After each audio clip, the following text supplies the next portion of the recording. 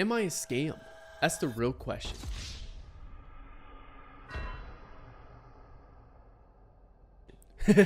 What's going on, guys? Yeah, I got a Reddit article the other day I saw where someone was, trying to say that I was a scam, quote unquote. And I thought I'd make a video for it because I've never really seen many people do what I'm about to do today, where I'm literally going to pull back and show you guys literally all of like my Stripe processing, some statistics, student success, agency client success versus like averages and stuff like that. And really just kind of use this video more from an educational perspective of probably what most other quote unquote gurus online would not do at all. So if you haven't seen the Reddit article, there was this one particular person that made this Reddit article that apparently they hated the course and all that good stuff, and they never really even said that they tried to apply the knowledge. They just said they went through the knowledge, they didn't like it, and it was a scam basically. And I kind of took a look at that particular person's all the other threads this person made and all these other various different places, and they were pretty much all similar. So long story short, I was like,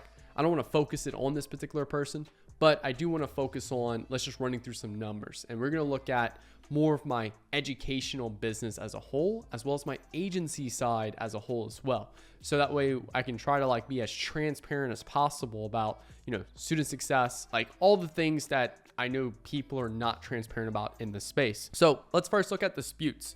That's the first thing we're gonna be looking at. So in the last 2 years, I've had 8 disputes, which a dispute is basically where people call their bank and say, hey, this charge was either fraudulent or like they scammed me, blah blah blah. I've had 8 people file a dispute since I've launched all of these things right here, and to be fair, some of them were literally like just people that were buying the course and then like ripping the whole course. Like in Kajabi, where I have my course at, I can literally see the percentage of which people complete the course, and these people were buying the course and completing it within like 5 minutes, and then all of a sudden a week later I'm seeing a new Reddit post of like Nick Theriot's whole course free download. So I've seen some things like that. And then also too, just like literally people like will go dark and dispute and not even like reach out to me for like a refund or like any real reason. So for the other disputes, I don't know why, but yeah, just kind of giving you some context there on those disputes. But again, I'm letting the data tell the story.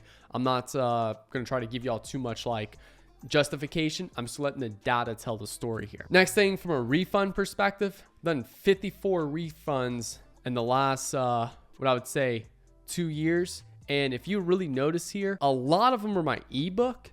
And again, just from a justification perspective, people would buy the ebook and then I guess they have a reason to believe that it's going to teach them how to like run the ads and the ad account structure and stuff like that. And even though I call that out on the page that it does not show that at all, this is purely just creatives.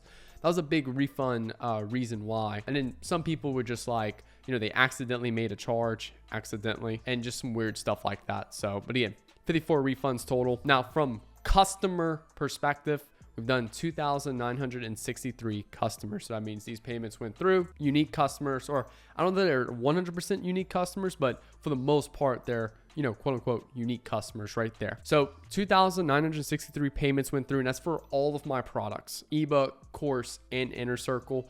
That's not like just one particular product itself right there. And you can kind of see right here, this is just looking at the last couple of days. There's some $1,000 ones, $29 ones, $600 ones, good variety right there. So just so that way you're not just like how to interpret that data right there. Now let's look at some stats, because we see 2,963 succeeded payments, 54 refunds, 8 disputes, 362 failed. That's just like, let's say someone tried to purchase my course, but they didn't have enough money, or they try to purchase and they're using like a credit card that seems high risk. Stripe will just either block it or the payment won't go through or something like that. So that's also why I just want to make sure for the few people that questioned that right there. Now, from a stats perspective, real quick, let me give y'all some data first before I kind of review some more information here. So I just kind of looked up on Google a general search that about 20 to 30% e-com or the average return rate for an e-com brand is 20 to 30%.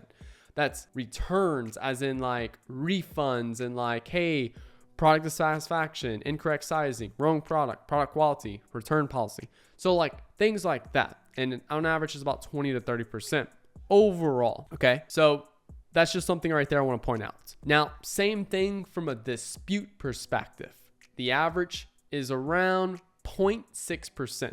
That means, as it literally says right here, out of every 1,000 transactions, 6 people will dispute. That means they call their bank and say, hey, I want you to dispute the transaction itself. Now, let's go into my, I would say my data. So out of 2,963 transactions, we've had 54 refunds, which is a 1.8% refund rate. We've also had 8 disputes, which is a 0.2% dispute rate. That's, what I would say one third of what the average is for disputes, and significantly lower. I would say anywhere between 18 to 28% lower for the refund rate right there. So again, just giving you all the data. You can interpret it how you want right there. But just from, what I've seen across the industry, I know people that sell courses, info products and stuff like that with literally a refund rate much higher than some of that. And also dispute rate. If you don't know, like if you cross over like a 1% on Stripe, like your dispute rate will literally like get kicked off Stripe itself right there. And I know a lot of people constantly complaining about getting banned off Stripe. I'm using this data to show you that, hey, like we do ethical business here. We're not out here to scam anyone. Now, next thing I want to look at is percentage of people scaling to $1 million a month. So that's kind of like my main push for a lot. How I focus my agency and Inner Circle is helping ecom businesses hit $1 million a month, because we've helped quite a few businesses hit $1 million a month, and that's what everyone wants to go for. So we've had 449 students go through the Inner Circle, and we've had 5 students that have hit $1 million a month. So roughly, it comes out to like 1.2% chance you'll hit $1 million a month inside of the Inner Circle. Now, being very clear here, the average is less than 1% to hit $1 million a month. So, we're doing slightly above average there.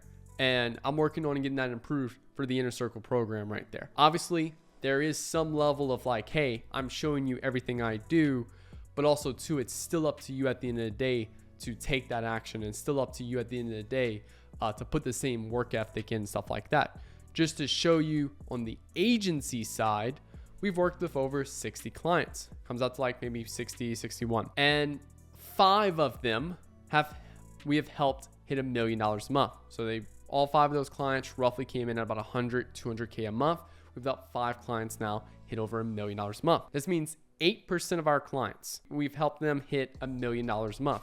Help 5 clients, do 5 divided by 60, comes to 8%. That means you have an 8 times greater chance of hitting $1 million a month working with us than you trying doing it on your own. Because if we look at the average, less than 1% of businesses hit $1 million a month. So this is all the information that we're doing and all the actions we're actively taking, and we're handing that down to people in the Inner Circle and then people like in the courses and all that good stuff. Now, the next big thing I want to talk about is, why do people fail with my products? What are some of the things that could potentially go wrong? Why, if you bought any of my programs, why may you fail? First things first is a mindset issue with the constant search for something new. I see this a lot in the comments, where I do my best to try to bring like new things to you guys for YouTube, but for the most part, the fundamentals and constantly practicing the fundamentals is what's helped all of our clients to hit $1 million a month plus. And people are constantly looking for a new Facebook ad account structure, a new approach to Facebook ads, something new, when reality is it's just getting better at what they already know. I'm in boxing, and I've been boxing now for about 3 years. And for me, it's like, I don't learn anything quote unquote new in boxing. It's just new ways of how I approach that same thing. It's the difference between someone, like anyone can throw a jab. Like you can literally throw a jab right now, and it'll probably be 80-90% of how you throw a jab. But if you go look at Floyd Mayweather, who's practiced jabs thousands of times, his jab is insanely fast, powerful, and will hurt you severely if you get hit by it. But the only difference here is that they took the knowledge they already have and just kept applying it over and over and over. And that's where a lot of like my students that scaled significantly is that they block everything else out and just focus on the actions that I'm doing, and then boom, they scale. It's the few students who maybe they don't see success in day one, which I'll show you guys in a video on that in a little bit, where they don't see success in day one and then immediately get discouraged and immediately go try to find something new. And they just keep failing at things because they're not locking in and focusing on that. Next thing, product. I don't have control over your product. There's students that literally will come in the inner circle program and I'll tell them, hey bro, you need a new product. This sucks. Like very fast off. And there's a lot of clients that we turn down going into the agency because their product sucks. And I don't have control over your product. I don't teach people how to find a product and scale. I don't teach people how to do product research. I don't teach people how to talk to manufacturers. My objective here is that you already have a product. I'm going to teach you the best practices to run your Facebook ads, the best practices to understand these marketing fundamentals, to create Facebook ads that convert. But at the end of the day, if your product is trash, and I go over that in like one of the first couple lessons in the course, you're not going to scale. And that's also why I don't promise people, like, I don't really do any like lifestyle marketing. Someone made a comment that I do lifestyle marketing. I'm like, bro, yes, I bought a Lamborghini. Yes, I have a video on my channel buying a Lamborghini, but I have one video on my YouTube channel I've made with the Lamborghini since I've bought it. And honestly, it's one of my lowest viewing videos. I don't do quote unquote lifestyle marketing here. I'm not trying to sell to people that want to get into business. I'm here to sell to people that are already in business and they want to learn that 90 to 100%. They already know 90% of things. I'm trying to close that gap right there. You know, it's like in the beginning, if someone wants to start a business, I would then teach them about how to set up a Facebook ad account. But like, you know, now for the people that I'm talking to, the conversations are like, you know, how to tweak a hook to make it pull more people, how to improve a landing page to build more trust with a customer before they buy. I'm talking about more specific things that are not related to quote unquote lifestyle marketing. So yeah, so product, and then also to expectations of how we're approaching things. And that's why I don't sell you guys like, oh, start a Facebook ads agency, you make a fuckload of money, buy a Lamborghini, blah, blah, blah. I don't do any of that. And then same thing here. I teach you the best practices, but I can't do it for you. So same thing here. It's like with the Floyd Mayweather example where, you know, I'll teach you the best practices. And what'll often happen is that people will go through the whole course. They'll learn the best practice. They'll go apply it once. And then they think they know it and they go try to find something new. And then that's where a lot of people mess up. It's like they overestimate the fundamentals and underestimate the fundamentals and think that they constantly go try to find something new. Whereas if they just keep putting more pressure on it and keep improving and tweaking those little things and putting the reps in daily, that's all my successful students. That's what they do. Like the people that are on the videos, oh, Nick, same video over and over and over. I'm like, bro, like literally, this is what we're doing to hit $1 million months. And I'm trying to simply show y'all that it's like the whole like desire for search for something new. It's like, that's what's killing you. And honestly, the people that are constantly like, I need new, those are the people that are always doing the worst because they're not applying what they're learning and really taking their time and stuff like that. So, and then also too, it's like, I can teach you how to write hooks. I can teach you how to do market research. I can teach you the golden principles, all of this, but it's still up to you to go take action. There's still, you know, there's a saying where in business where it's like anything that can be delegated to the client can be fucked up. And while I try to teach you all the best practices and all the key things there's still that room for error on that person's side right there. Next thing is get rich quick. Anyone who thinks they're going to get rich quick in my course, like first off, that's why I stay away from that marketing. I don't appeal to that marketing at all because yeah, like Facebook ads is not a get rich quick thing. Trust me, it's significantly faster than a lot of things. But if you want to get rich quick, gamble your way with crypto coins, like, and hopefully you make a successful one before you go broke. Facebook ads is not a get rich quick thing. And like, I'll show you an example real quick. This particular account right here, it took us about 3 months to take it from 0 to 30K a month. The first month and a half, 2 months, we were at $100 cost per acquisition and we needed to get down to 30. And month 3, we were able to go from $100 to a $30 cost per acquisition because we found new creatives. It's literally proof in the pudding that like all of my stuff works. I have so many case studies on my channel that my stuff works. But it's more from an expectation of time perspective. People think, oh, they take Nick's course, next week they're doing 100K a month or $1 million a month. And that's so far from the truth. I'm teaching the best practices and now it's taking time to put these things in play to actually see that result at the end right there. And this goes with the agency side, this goes with students, all of those good things there. I know we have a lot of agency clients that will come to me and say, hey, like, look, you know, how fast can we scale to $1 million a month? And it's like, well, look, had some clients that we've hit $1 million a month in the first 30 days. And there's some clients that took 6 months. I can't really give you hey, by this date, but it's more of just like, here's all the things that needs to happen for that to be correct. You know, we need to make sure that inventory and supply is good. We need to find that winning angle as fast as possible.